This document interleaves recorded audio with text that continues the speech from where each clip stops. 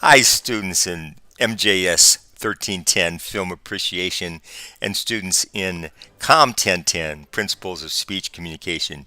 You've been showing yourself on videos to me all semester, so I thought it was time for me to go back on video and share myself with you one more time as we wrap down to the last few days of this academic year.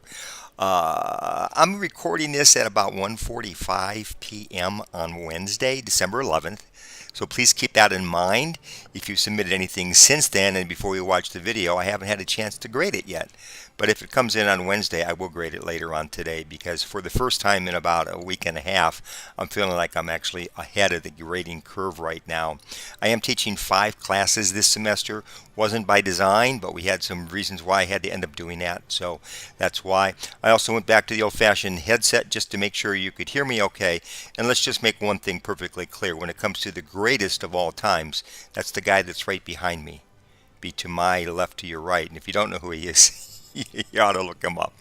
Hey, in the film class, this is the first time I've ever taught this in the new learning management system, Brightspace, and it's also the first time that I've used the inquisitive quizzes for this as well. So I want to thank you for that positive feedback. Many of you have expressed likeness for inquisitive. I am going to continue to use it. Having said that, I do want to make sure you know something. Each chapter quiz is being capped at 25 maximum points. So just as I said in the syllabus at the beginning of the semester, 11 chapter reading quizzes plus the introduction times 12 is 300 points. So 300 points toward the 600 points you need to get a perfect score in the class are coming from the inquisitive quizzes, not more. So I adjusted those this morning to reflect that fact. So do keep that in mind. I did take a look at where we are with the grades right now, and it looks to me like about half the class is going to end up with an A or B. Certainly, almost 3/4 of those that have submitted your final critique have an A grade in the grade book. But having said that, if you haven't done that final critique, you need to get it in. It has to be done, otherwise you will have a less than optimal grade, so to speak, when I post grades for your class, probably on Saturday. So I did want to point that out to you.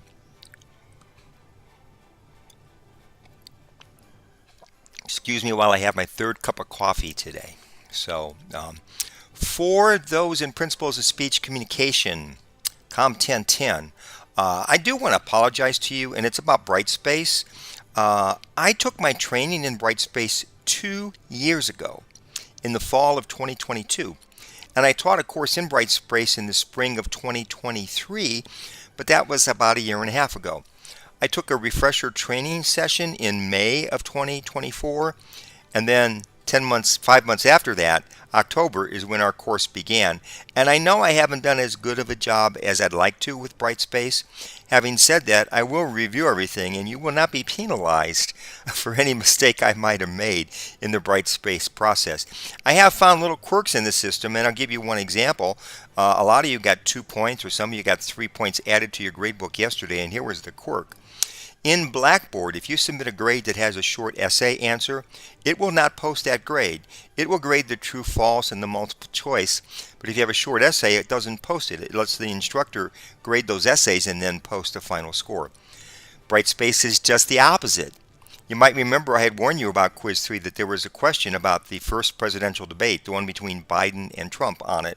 Brightspace didn't grade those. It just put a score in the gradebook without a grade for those answers. So yesterday I went back, opened up all of those quizzes individually, read each response that you did, and posted points. I might have even posted a little reply to 1 or 2 of them, but that's not as important as the points.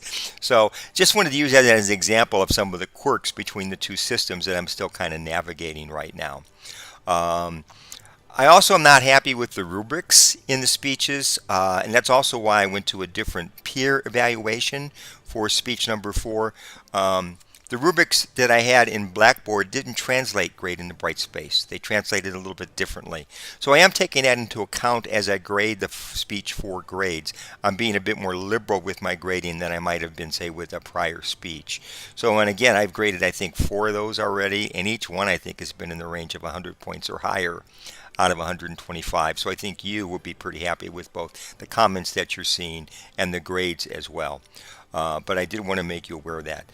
For both classes, get your final work done. Speech 4s and COMM 1010 should be in today.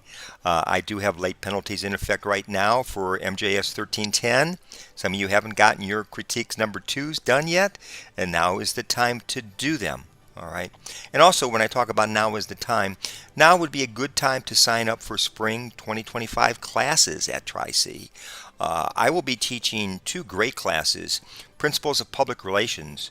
I had a 20-year career in public relations before I moved into teaching at Tri-C, so I am fairly familiar with the profession. And I have a lot of great former students that have done well with this class and gone on to some fabulous, well-paying careers, by the way. And then also the other one is the sports writing, sports reporting, and sports broadcasting class. No big secret. Right now I'm planning to have 2025 be my last year of teaching at Tri-C. So in all probability, this is the final time that I will be teaching these classes. And then depending on what Tri-C does in terms of a replacement for me, it could be the final time that the classes are offered at all at the college. So if you're interested in either of those topics, public relations or sports, I would strongly encourage you to take the class in spring 2025. Hey, that's it. I know you know it, but my cell phone text number is 440. Oops, let me try that again. 234-542-4487. It's here at the bottom of the screen as well. 234-542-4487.